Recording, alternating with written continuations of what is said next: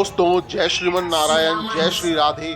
दोस्तों आदर्श नगर के सूरज मैदान में श्रीमद् भागवत सप्ताह ज्ञान यज्ञ महोत्सव में व्यासपीठ से आध्यात्मिक प्रवक्ता जया किशोरी ने सुदामा प्रसंग व श्री कृष्ण गोपी विरह के उद्धव संवाद सुनाकर श्रोताओं को भाव विभोर कर दिया। उन्होंने कहा कि उद्धव ने प्रभु श्री कृष्ण का संदेश गोपियों को सुनाया था। उन्होंने कहा कि प्रभु श्री कृष्ण सर्वव्यापी हैं और कण कण में उनका निवास है।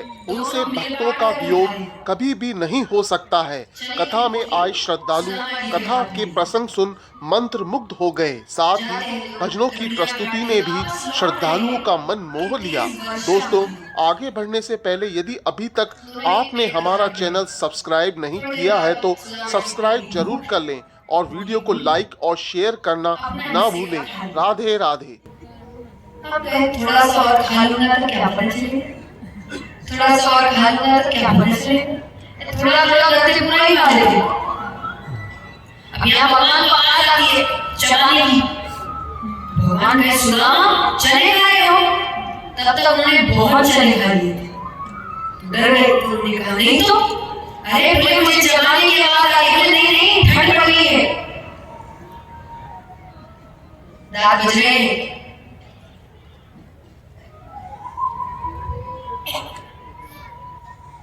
ठीक है अब सुबह हो गई, वर्षा रुकते रुकते दोनों पेड़ से नीचे उतर दिया। भगवान कहे सुदामा वो चले गए, बड़ी जोर की भूख लगी है। सुदामा जी रोने लग गए कि वो चले तो मैंने खा लिया। भगवान की कोई बात नहीं, वहां जाकर मत कहना दोनों ने मिल बांटकर खा लिया। पहले के गुरु यार बोलते थे, उन्होंने गुरुकुल में बैठे बैठे दृश्य देख लिया। उन्होंने गुरु माता से कहा आज सुदामा ने अपने जीवन में दरिद्रता दिखाई, किसी का हक नहीं माना। मैंने पहले भी कहा भी कहूंगी, मैं नहीं कहती काम नहीं करो, व्यापार मत करो, धन मत कमाओ, सफल मत हो, धन दौलत नाम शोहरत पर प्रतिष्ठा सब लीजिए, सारी इच्छाएं पूरी करिए अपनी मेहनत से। अपनी मेहनत का जितना ले सकते हो दूसरे का हिस्सा मांगे, वो गलत हो जाता है। अपनी मेहनत से करिए, आप जितनी मेहनत करेंगे उतनी सफलता मिलेगी। आप ये तो सही सही फॉर्मूला है। मेहनत करो भगवान सफलता देते हैं। मेहनत रंग कहते ना, मेहनत रंग लाती है, कहीं ना कहीं लाती है। मैंने कुछ दिन पहले एक बात कही कि मेहनत रंग लाती है। कई बार उस जगह नहीं जहां मेहनत कर रहे हैं, क्योंकि आप बड़ी किसी और चीज से नहीं, लेकिन वो मेहनत कहीं और लग रहा है। इसलिए कई बार ऐसे देखते हैं कि व्यक्ति काम दूसरा कर रहा है लेकिन कहीं दूसरी और उसका नाम बहुत बढ़ गया, तो लगता है यहाँ इतनी मेहनत भी नहीं करी होगी, कहीं और बहुत करी थी, वहां सफल नहीं हुआ है, तो वहां की मेहनत यहाँ लग रही है, क्योंकि वो बना इसी चीज के लिए। तो आप जिस चीज के लिए बने हैं ना, काम वही होगा। और इसका मतलब ये नहीं कि तब तक रुके रहो, तब तक देखेंगे तो वही वाली बात होगी कि भगवान पैसे दे तो मैं काम करूं, पैसे दे तो मैं काम करूं, भगवान दे तो काम करे तो मैं पैसे दूं। एक कहानी है कि एक बार कुछ किसानों ने कुछ गलती करी तो देवताओं ने कह दिया कि इतने वर्षों तक वर्षा होगी नहीं। भगवान से प्रार्थना कर रहे हैं तो भगवान ने कहा कि देखो मैं ये तो नहीं बता सकता कि कब होगी, पर कोशिश करूंगा कि जल्दी हो जाए। तो उनको भी लग रहा है कि भाई समय तो लेकिन बहुत है, कुछ पता नहीं है, इतने वर्ष तो बोल ही गए।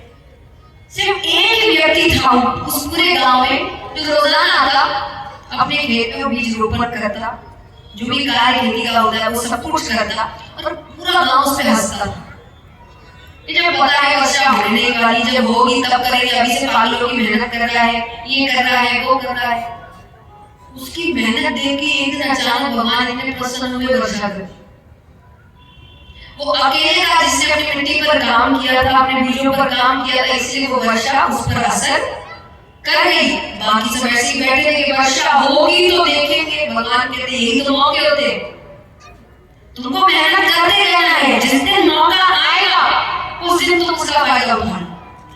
पर तुम रुके रहोगे कि मौका आए तो मैं करूं, भगवान कहेंगे फिर बहुत बैठे हैं। कहते ना, कई लोग कहते हैं हमको भगवान ने वो कला नहीं दी, किसी और को तो बहुत कला दी है। तो याद रखना, जिसको कला दी है आप उसको भी पछाड़ सकते हैं अगर आप मेहनत उससे ज्यादा करें। आपकी मेहनत पर निर्भर करेगा आप आगे बढ़ेंगे। कला बहुतों को मिलती है, हर कोई इस कला को का सदुपयोग नहीं कर पाता। तो इसलिए आपके हाथ में क्या है? मेहनत करते रहो। तो अपने हिस्से का जितना चाहिए उतना लो। कोई मनाही नहीं है, कोई इतने में संतुष्ट हो जाओ, क्यों हो रहा है? हमको नहीं होना। देखिए, अगर आपको आपके कार्य से प्रसन्नता मिल रही है, अंत में बात यही है कि शांति और सुकून मिलना चाहिए। किसी को काम करके ही मिलता है, किसी को काम करके भी नहीं मिलता। सबका अपना अपना सुकून है। तो जिसको काम करके मिल रहा है उसको क्यों भाई संतुष्ट हो जाओ? उसको नहीं होना, तुमको होना तो हो जाओ। पर आपको जिस चीज से सुकून मिलता है जरूरी थोड़ी उसको काम करना अच्छा लगता होगा। तो अगर आपको अच्छा लगता है, जी भर के कार्य करिए, मेहनत करिए, धन कमाइए, सफलता प्राप्त करिए, लेकिन अपनी मेहनत, दूसरे का हक नहीं। जब आप दूसरे का हक मारते हैं अपने जीवन में दरिद्रता को बुलाते हैं। जरूरी नहीं अभी आएगी, सुदामा जी के जीवन में तुरंत नहीं आई, समय लगा।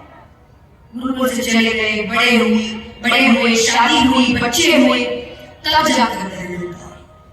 और ऐसी दरिद्रता कि घर में अन्न का दाना नहीं था। चीजें तो घूम कर आती, तो इसलिए किसी का हक नहीं हुआ।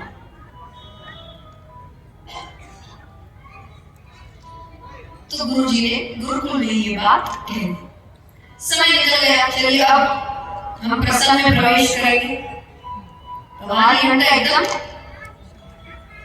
कोई अपनी जगह से उठेगा नहीं। सब बच्चों को बैठा लीजिए, सभी से निवेदन है। तो भगवान मथुरा वापस आ गए, राजकाज के कार्यों को संभालते थे। मथुरा में भगवान के साथ रहते थे भगवान के अतरंग सखा। अतरंग सखा माने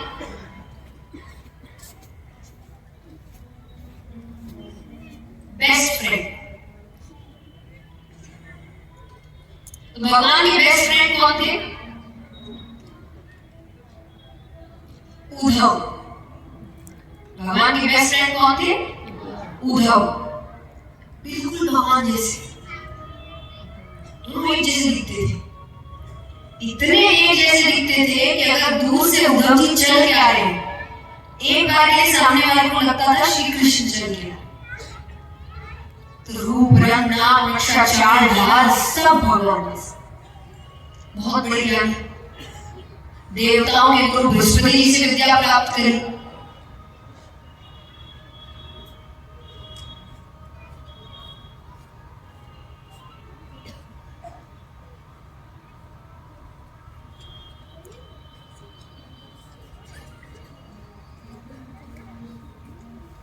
देवताओं के गुरु बृहस्पति जी से विद्या प्राप्त करी। तो ज्ञानी बहुत थे उद्धव जी, बड़े बड़े ज्ञानियों में उद्धव जी का नाम आता है। एक कवि, सिर्फ एक, वो ज्ञान से ऊपर कुछ नहीं मानते। ज्ञान से ऊपर कोई चीज नहीं, पर भगवान जानते थे ज्ञान से ऊपर भी एक वस्तु है। क्या है? प्रेम। कौन सा प्रेम? हमारे आपका नहीं, हम स्वार्थी लोग, निस्वार्थ प्रेम, जिस प्रेम में कोई स्वार्थ नहीं। लेकिन अगर ये है कि दुनिया में सबसे ऊपर है, तो भगवान को यही समझाना है। भगवान की एक खासियत है, और सबके लिए, आपके लिए भी है। भगवान जिससे प्रेम करने लग जाए ना, उसको अपने जैसा बना देते, अपने सारे गुण देते। तो भगवान को लग रहा है सारे गुण तो है, एक ही तो बचा है, कैसे समझा दे इसको कि प्रेम क्या होता है? मौका मिल नहीं रहा भगवान को।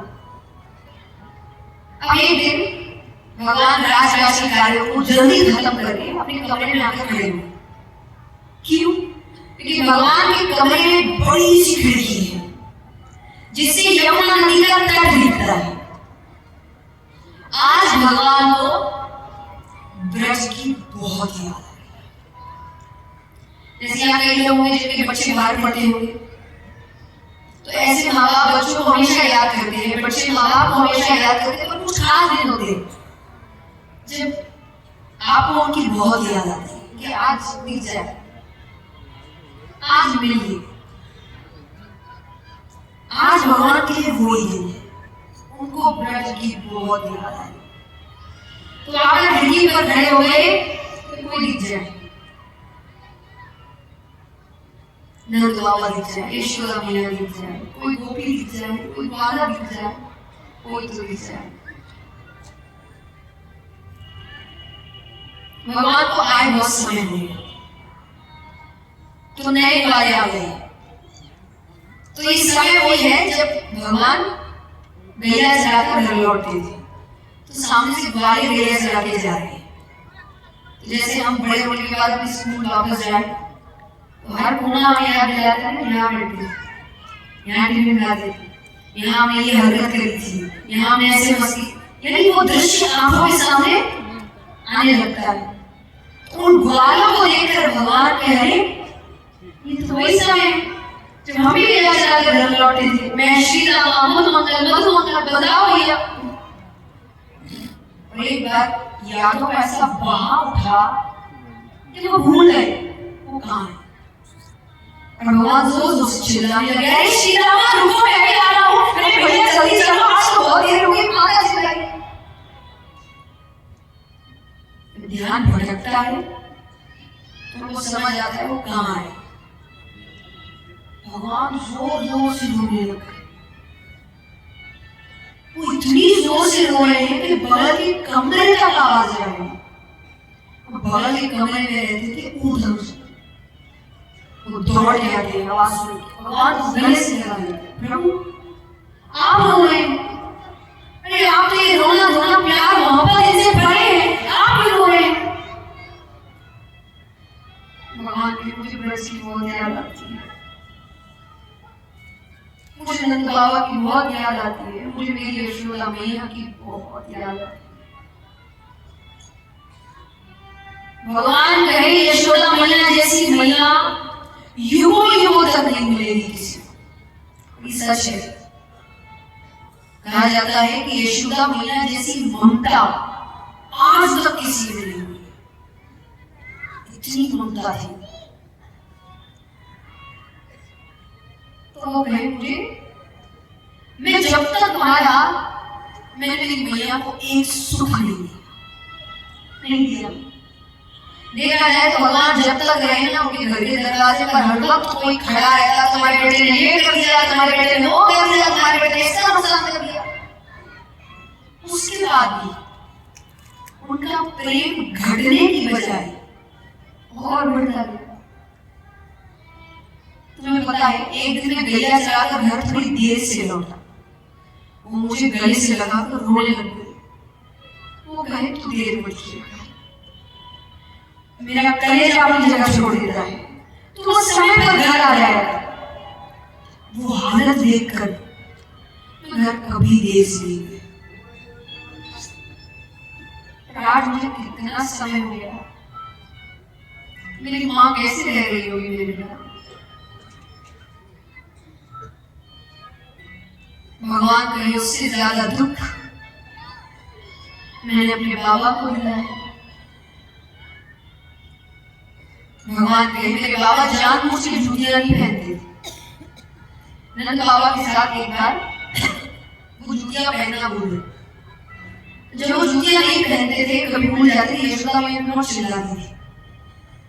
भगवान छोटे देखते तो थे। तो एक दो दिन बाद भगवान ने क्या करना शुरू किया, जब भी नंद बाबा जूतियां भूल जाए, तो बच्चा है बहुत समय तक जूती उठेगी नहीं हाथ में, तो उठा के सर पे ला देते और बाहर निकल के कहते थे, बाबा आपने जूतियां नहीं पहनी, मैया बच गई ना, जल्दी से पहन लो। ऐसे बच्चा ऐसी बातें करते तो प्यारा लगता है। और भगवान अपने हाथों से जूतियां पहनाते थे। जिस दिन ये पहनने नहीं हुआ, नंद बाबा को इतना प्यारा लगा कि नंद बाबा उसके बाद रोज ये करे, बिना जूतियों घर से बाहर जाके पहन जाते थे, क्या बात है। और भगवान रोज जूतियां सर पर लेकर आके अच्छी भगवान कहे, उद्धव मैं दावे से कहता हूं, मैं जब से यहाँ आया हूं ना, मेरे बाबा ने जूतियां नहीं पहनी। उससे भी ज्यादा दुख मैंने उन भोली भाली गोपियों को दिया है।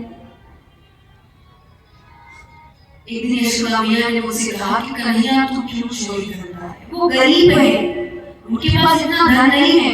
अरे वो जो दूध दही माखन बेचती है, उससे जो पैसे आते हैं वो उससे ही भोजन करती है, तो उनकी मटकियां फोड़ देता है, उसे जो क्या खाएगी। तो मैं कई दिन तक चोरी करने नहीं गया।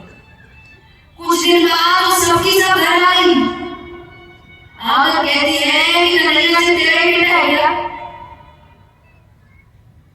चोरी करता है करने दो, नुकसान करता है करने दो। अरे गरीब तो उस दिन हो रहा है कि जिसने छोड़कर चला जाएगा।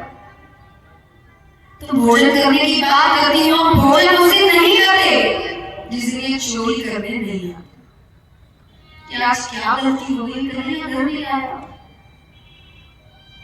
कभी मत कहना कि हम गरीब हैं। भगवान कहे उससे भी ज्यादा दुख मैंने अपनी राधे को दिया है।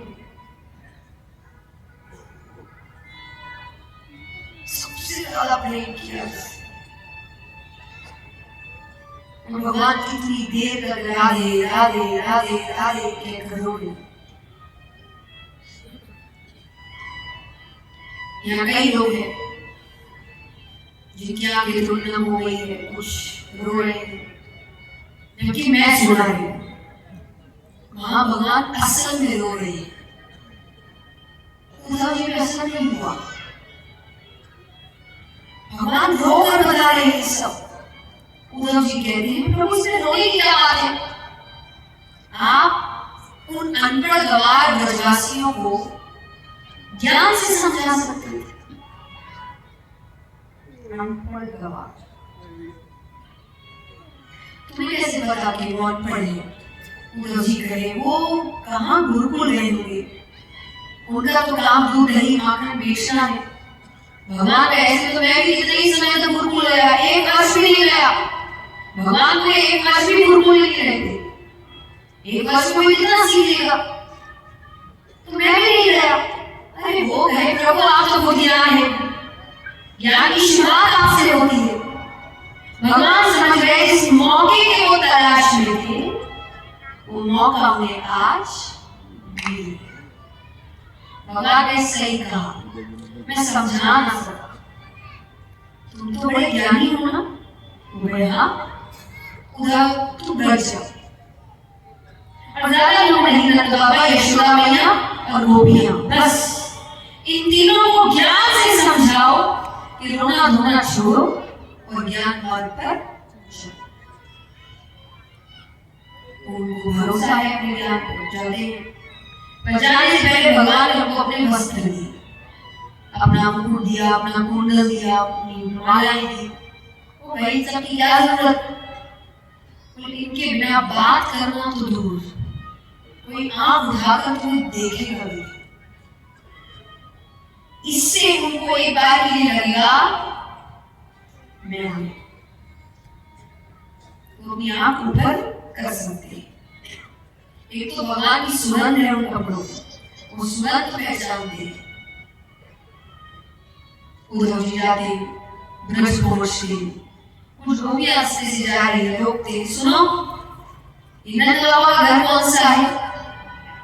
गोपी कहे मथुरा से आए हो, तुम्हें कैसे पता। मथुरावासी पूछते हैं, वरना ब्रज में तो ऐसा कोई नहीं जिसको ये ना पता हो कृष्ण कहाँ रहता।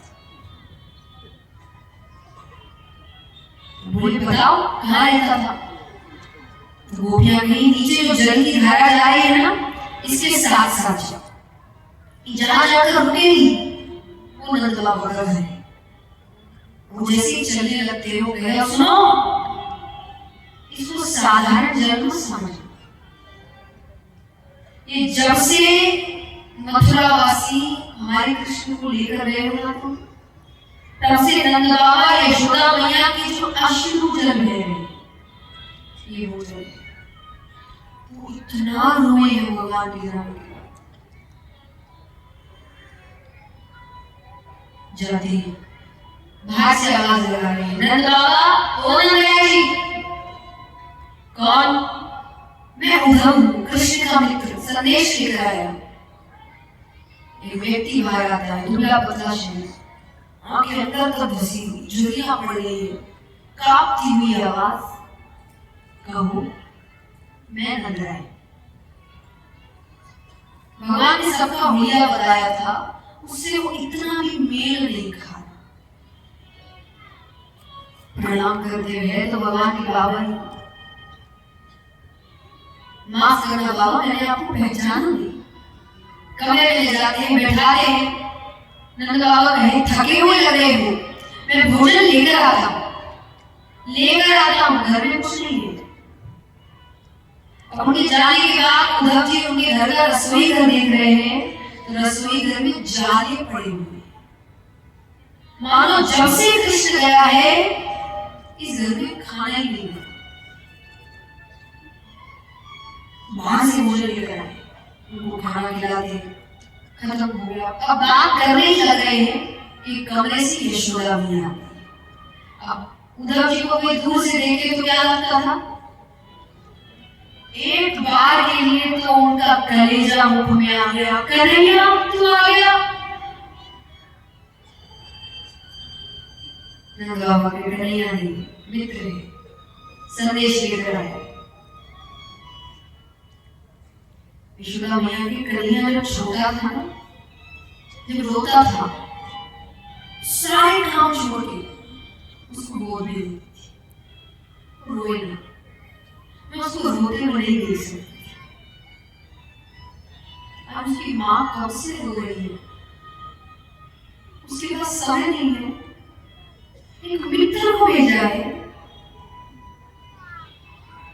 उद्धव जी कहे, मैया कन्हैया को उद्धव जी समझ, वो आप सबको बहुत याद करता है। मैं जब यहाँ आ रहा था तो देवकी माता ने कहा कि जाकर, जब भगवान पहली बार मथुरा आए थे तो देवकी माता ने यशोदा मैया से बात ही करी थी कि भगवान नए आ रहे हैं, तुमको लग रहा है क्या खाता है, क्या बनाऊं इसके लिए, इसका स्वभाव कैसा है, कितने बजे क्या करता है, तो सब कुछ जान रही थी।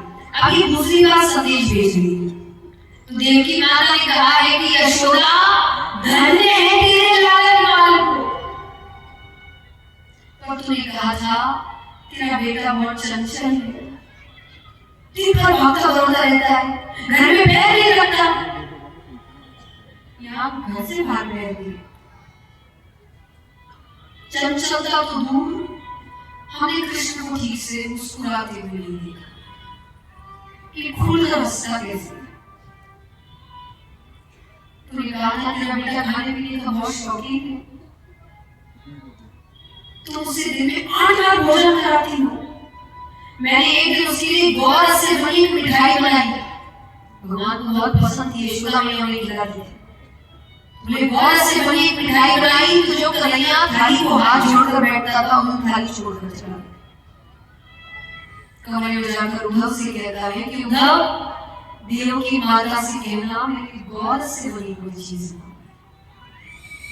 नहीं। यशोदा मैया किया था, वो बनाती थी मेरे लिए। यशोदा मैया ऐसे ज्यादा सुनी नहीं पाई, बेहोश हो गई। उनको उठाकर कमरे में सुला देते हैं। नंद बाबा कहीं इतनी देर आराम करती है जब तक बेहोश रहती है, वरना पागल की तरह वन में घूमती है, वृक्षों से पूछती है तुमने कन्हैया को देखा है? हर घर जाकर माफी मांगती है। उद्धव जी कहे माफी क्यों मांगती है? नंद बाबा कहे वो क्या है ना, हमारा बेटा थोड़ी चोरियां करता था, इसको आज भी लगता है कि वो किसी के घर चोरी करने गया था और उस व्यक्ति ने उसको घर में बांध के रख दिया, तो सबसे जाके माफी मांगती है, वो किसी का गुस्सा नहीं करे। मैं उसे घर में बांध के रखूंगी, उसको वापस करो, मैं उसके बिना नहीं रह पाती। गोवर्धन पर्वत से कहती है, तुमने कन्हैया को देखा, अरे वो काम गया है, कहो ना वापस आना। उद्धव जी को अपना काम याद आता है। उद्धव जी कहे, बाबा आप सौभाग्यशाली हैं कि कन्हैया ने आपके यहाँ लीला की, लेकिन वो किसी का बेटा नहीं है, वो भगवान है, परम पिता परमेश्वर है। तो आप बस ये सोचिए कि भगवान ने आपके यहाँ लीला करी, तब ज्ञान मार्ग पर चलकर भगवान को अपनाई, मोक्ष की प्राप्ति करी, फिर उन्हें धोने में कुछ नहीं रखा। नंद बाबा कहे, क्या कहा? मैंने तो तुम्हें कोई समझदार वाला समझा था, तुम थोड़े साधारण से बालक निकले। वो किसी का बेटा नहीं, भगवान है, भगवान के एक लक्षण नहीं है उसमें। नंद बाबा कहे, भगवान सबका पेट भरते, अन्न का भंडार है उनके पास, जिसके खुद के पास अन्न का भंडार है वो भूख से तड़प सकता है। बताओ, जिसके खुद के पास अन्न का भंडार है वो भूख से तड़प सकता है। मैंने कृष्ण को बिलखते हुए देखा, क्यों? यशोदा खाना नहीं खिला। जिसके खुद के पास अन्न का भंडार है वो किसी और पर निर्भर है भोजन के लिए। तुम कहते हो भगवान, भगवान कहते सत्य की राह पर चलो, कहते हैं ना मेरा बेटा बात बात पर झूठ बोलता है, चोरी करता है, तुम कहते हो भगवान। चलो मैंने मान लिया मुझसे गलती हुई, मैंने उसको बेटा कहा, पर क्या भगवान से गलती हो सकती है? हो सकती है क्या? उसने मुझे बाबा कहा, उसने यशोदा को मैया कहा है। जब गोपियां उसे कहती नंद बाबा गोरे बताओ भैया गोरे, यशोदा मैया गोरी, तू कहां से आ गया, तुमका बेटा नहीं है, तू क्रोधित हो जाता। यशोदा से आकर कहता कि मैया कहती जाओ मटी से कि तेरे छोड़ो। तुम कहते हो भगवान है, और चलो मैंने मान लिया कि वो भगवान है, तो तुमको लगता है तुम्हारा ये बता देना मेरी विरह वेदना कम कर देगा। विरह वेदना मतलब बिछड़ने का दुख, विरह वेदना यानी बिछड़ने के। तुमको लगता है कि तुम्हारा ये कह देना कि वो भगवान है मेरी विरह वेदना कम कर देगा। अरे आज तक तो मैं सोच रहा था मेरे बेटे ने मुझे छोड़ दिया, बहुतों के छोड़ देते, कई बच्चे माँ बाप घर से बाहर निकाल देते। मैंने सोचा कि मेरे बेटे ने मुझे छोड़ दिया, बहुतों के छोड़ देते हैं, भगवान तो है, उसके भरोसे रहो। आपकी आखिरी उम्मीद कौन है? सबकी है, उम्मीद पर दुनिया कायम, उम्मीद जिसकी टूट गई उसका तो वो कहे कि मैं यही सोचता था मेरे बेटे ने मुझे छोड़ दिया, बहुतों के छोड़ देते हैं, भगवान तो है, उनके भरोसे रहो। आज तुमने क्या बता दिया? तुम्हारे ज्ञान के हिसाब से भगवान के बिना घर छोड़ के चले गए।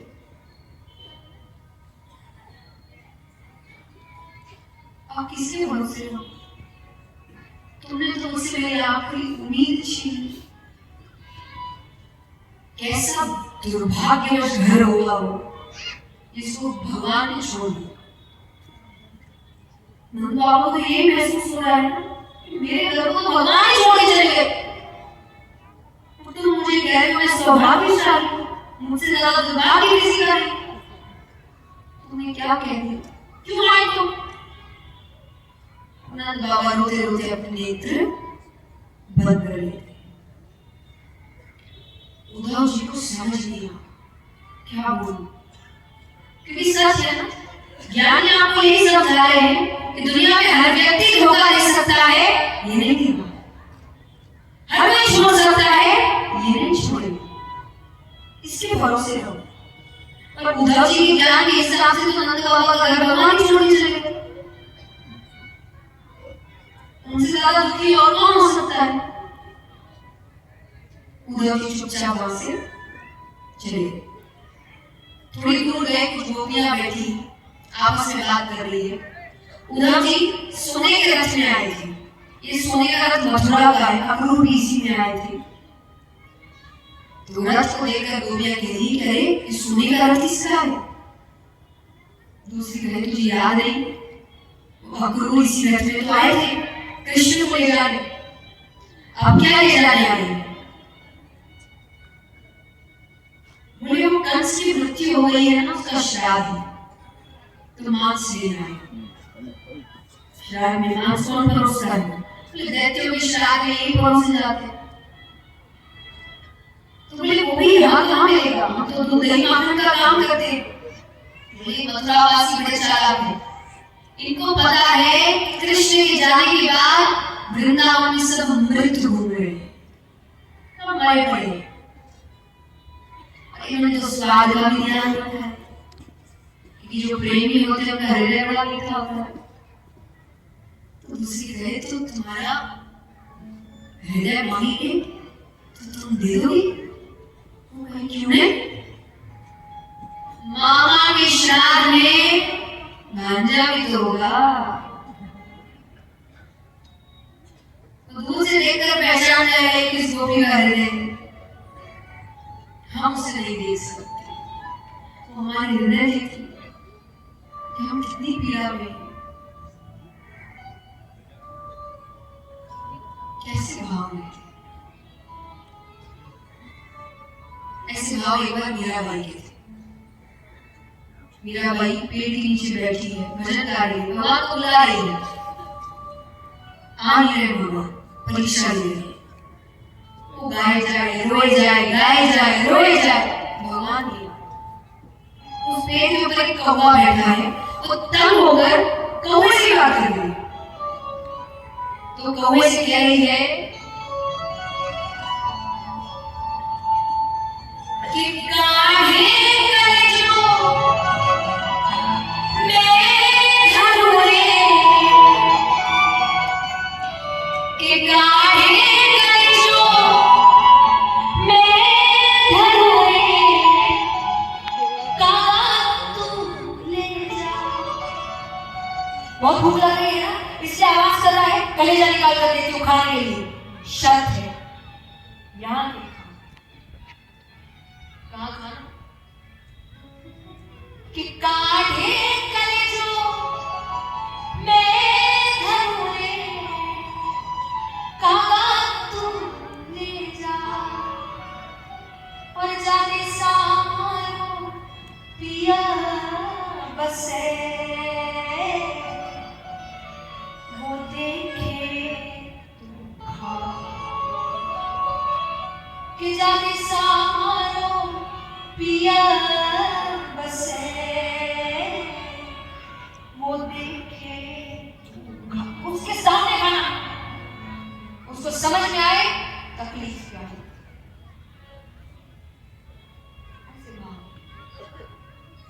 कितना प्रेम है भगवान से। उद्धव जी आते हैं, समझ गई, देखकर समझ गई, कपड़ों से समझ गई, सुगंध से समझ गई, भेजा तो कृष्ण ने। बैठा दिया, कृष्ण ने भेजा है आपको। उद्धव जी कहे हाँ, कैसे पता। बोले पता है, कपड़े उसने पहनाए थे। बोले हाँ। देखिए भगवान कितना सोना यहाँ नहीं पहनते थे। हाँ, राजा बन गए तो पहनना पड़ता है। तो गोपियां कहे, और थोड़ा तो गुस्सा भी है, गोपियां कहे ऐश्वर्य दिखा रहे हैं, ये दिखावा करने की क्या जरूरत है, राजा बन गए, यहाँ इतना सोने का क्या काम। अरे तुम्हारे लिए संदेश भेजा है। कैसा संदेश, कि रोना धोना छोड़ो, ज्ञान मार्ग पर चलो। गोपियां कहे उद्धव जी आप बड़े ज्ञानी है ना। बोले हाँ, एक बात बताइए, मन कितने होते हैं। मन माने हृदय कितने होते हैं?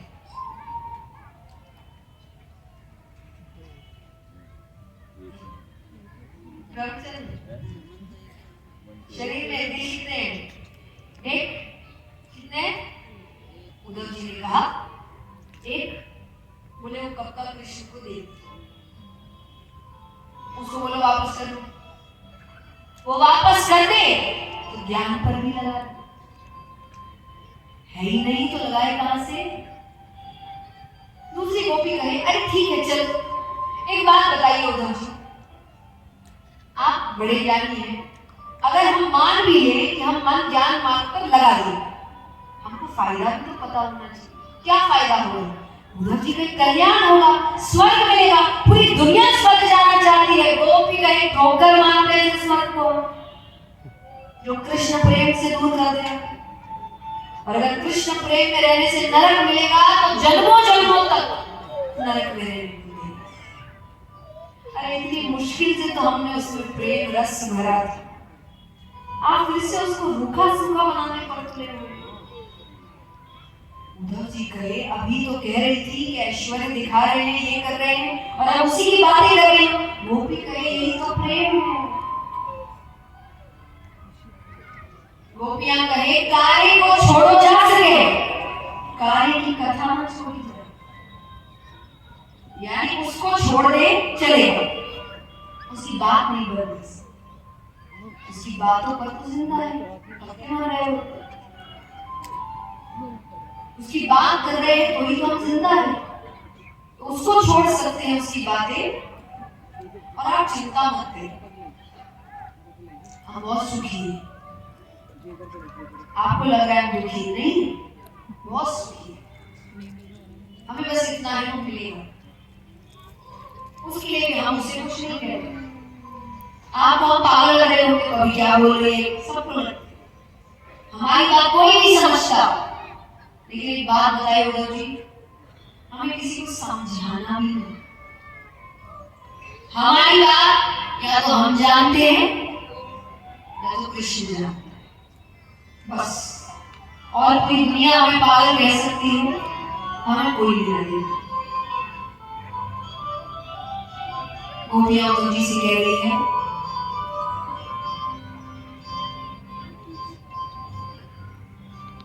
मेरी लगी, ओ मेरी लगी शाम संग प्रीत ये दुनिया क्या, मेरी लगी शाम संग प्रीत ये दुनिया क्या जाने कोई क्या जाने,